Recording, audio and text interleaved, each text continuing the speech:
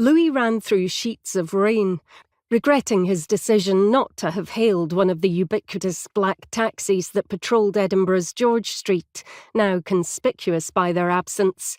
His fingers, wet and numb, clenched the collar of his coat.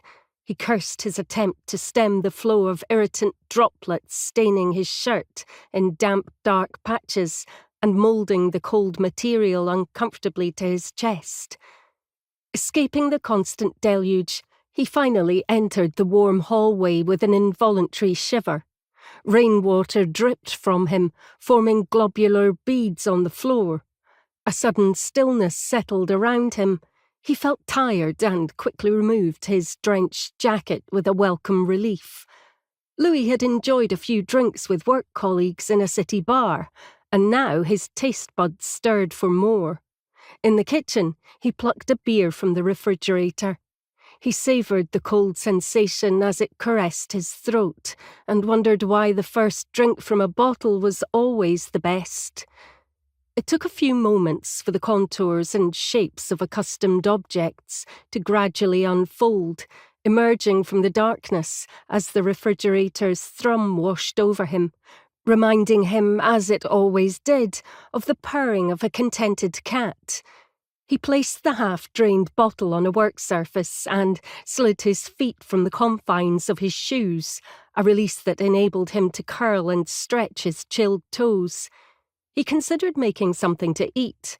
Emma would be asleep, and the satisfying appeal of sliding beneath the sheets and feeling the warmth of her body against his skin pulled him towards the bedroom.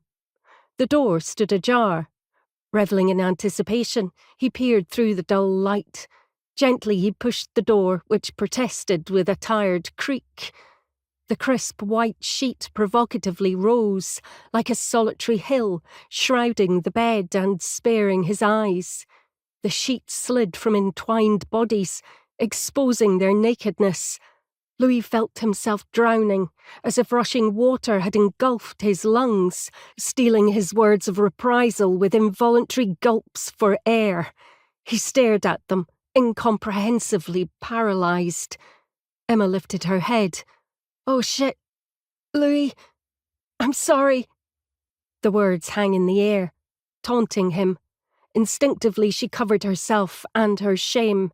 His world suddenly stopped upon its axis. This kind of thing did not happen to him, to Emma, and then a profound rage grasped him, multiplying in his mind, electrifying every nerve and sense, urging him to tear the sheet from her.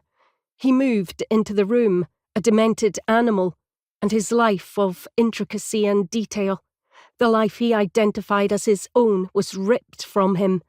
It ceased to exist. 2 seconds to steal a lifetime.